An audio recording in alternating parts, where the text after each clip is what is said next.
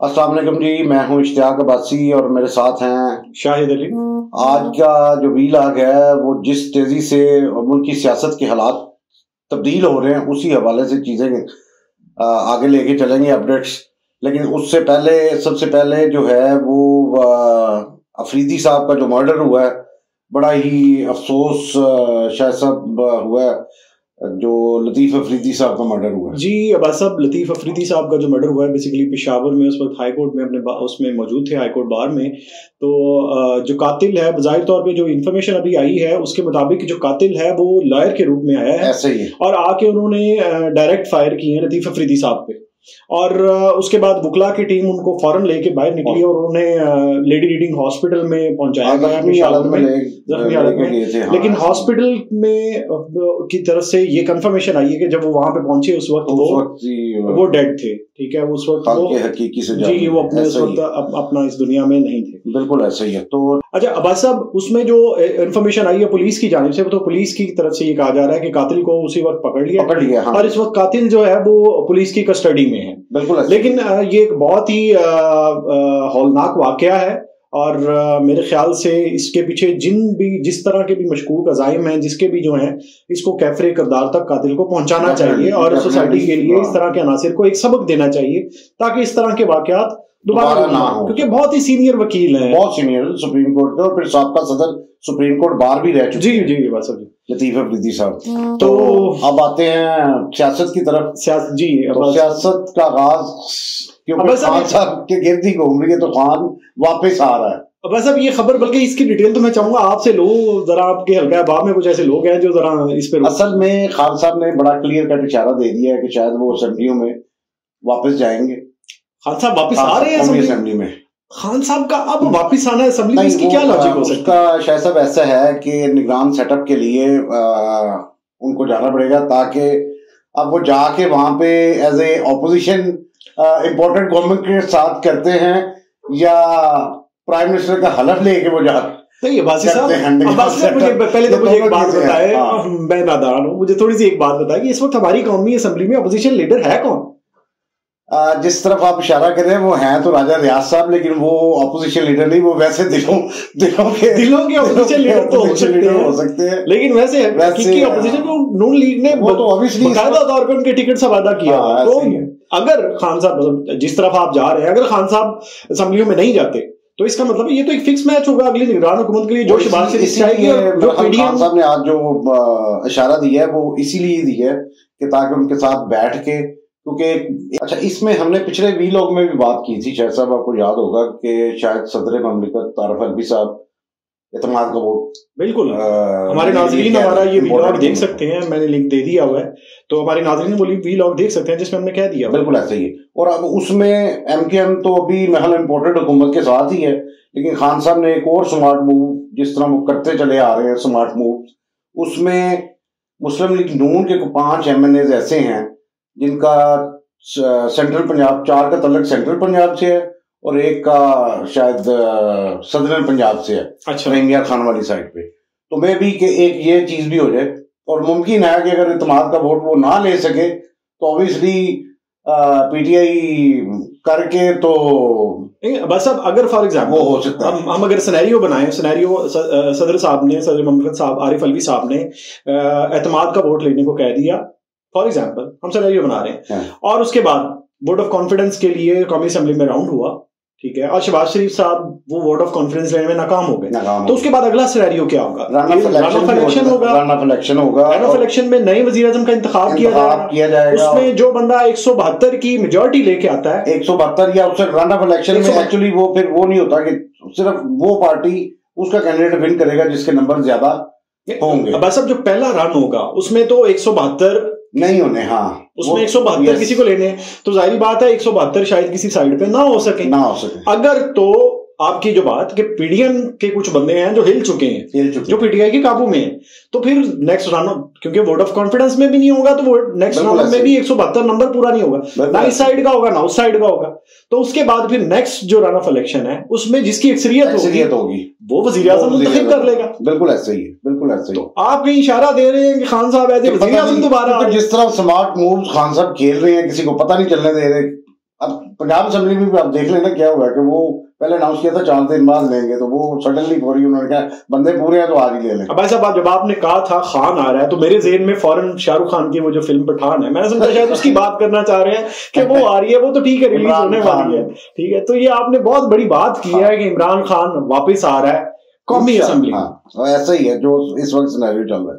उसके अलावा खान साहब आगे कह चुके हैं कि इनकी परेशानियों में मैंने इजाफा करना है। ये कल ही उन्होंने एक स्टेटमेंट दी, एक स्टेटमेंट कि मैं इनको इतना परेशान कर दूंगा कि इनको सोते वक्त नींद की गोलियों की जरूरत पड़ेगी, और अपनी परेशानियां भी सारी जो है परेशानियां भी उनके पल्ले में डाल रहे हैं। अपनी परेशानियां आहिस्ता आहिस्ता उनकी कम हो रही है। अगर हम पिछले कुछ बल्कि एक हफ्ता देखें तो कुछ चीजें हैं जो पॉजिटिव सिग्नल्स पीटीआई वाली साइड से आना शुरू हो गए और पीडीएम वाली साइड पे नेगेटिव चीजें जा रही हैं। अच्छा, इसमें अगर आप मैं थोड़ा सा एक और दूं तो इसमें एक ट्वीट आया नवाज शरीफ साहब का भी, जिसमें उन्होंने हिडनली कुछ जो हल्का जो ताकतवर हल्के हैं उनकी तरफ से इशारा किया है कि कैसे confidence of vote of confidence में कैसे बंदे पूरे हो गए। उनका ट्वीट भी नाज़रीन देख सकते हैं।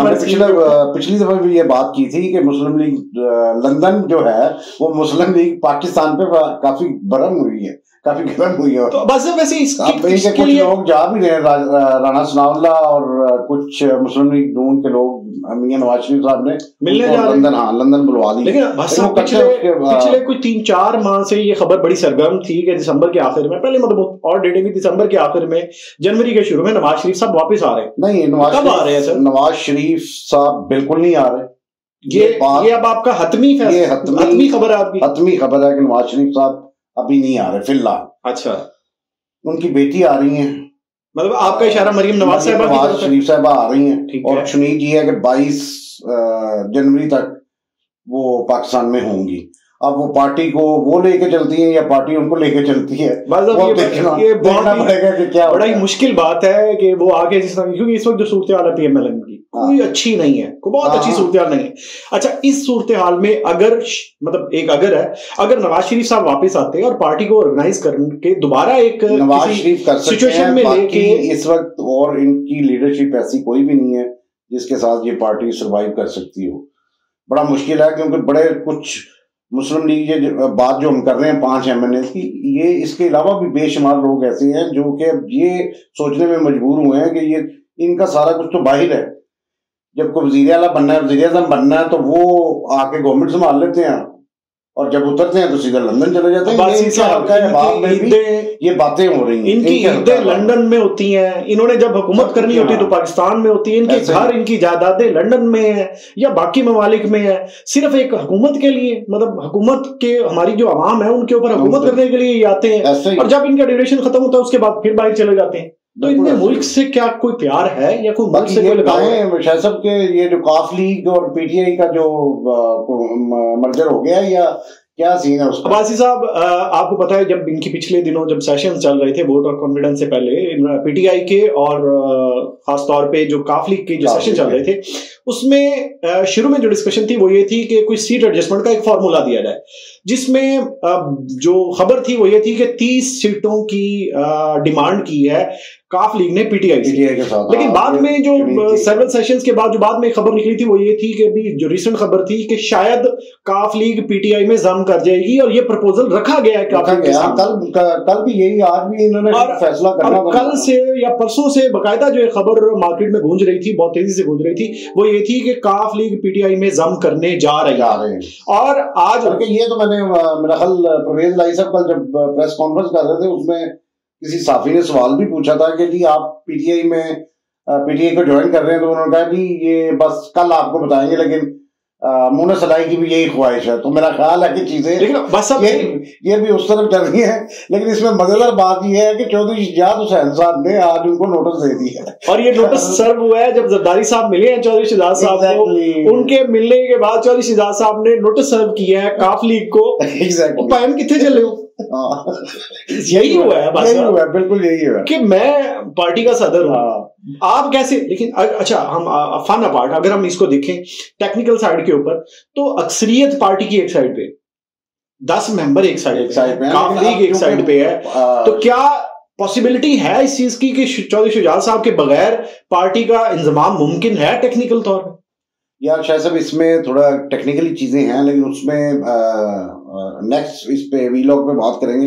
लेकिन एक चीज बड़ी बात और क्लियर है पाकिस्तानी सियासत में, जब कोई सियासतदान या कोई एक चीज डिसाइड कर लेता है कि मैंने ये करना है, तो वो फिर उसने करना ही उस रोड पे चल जाता है, फिर पॉसिबिलिटीज निकलती हैं। इस वक्त उनको देखिए, परवेज लाई साहब अपनी एक सियासत की इनिंग्स खेल चुके हैं। अब उन्होंने इनिंग्स खेली है मोहम्मद सलाई के लिए। अब अगर सियासत में किसी ने बैटिंग करनी है आगे काबली की तरफ से, तो मोहम्मद सलाई है। तो वो इसलिए अपनी सारी जो कोशिशें और काविशें हैं वो मोहम्मद सलाई को स्ट्रॉन्ग करने में लगा।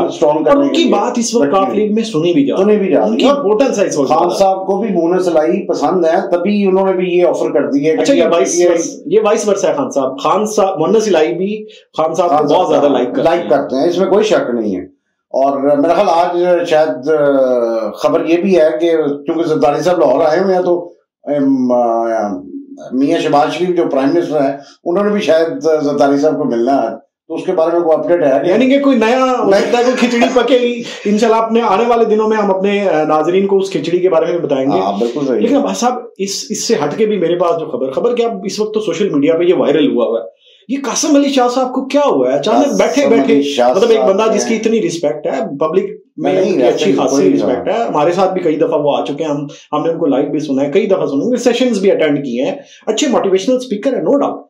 लेकिन ये अचानक क्या उन्होंने कर दिया है कि सारी अवाम जो है वो उनके पीछे। ऐसा बात ये है कि और भी बेशुमार लोग आए हैं, अभी मजीद आएंगे भी, कुछ शो बिजनेस से लोग आएंगे, कुछ इस तरह के और मोटिवेशनल स्पीकर शायद ट्राई करने। लेकिन अब जितनी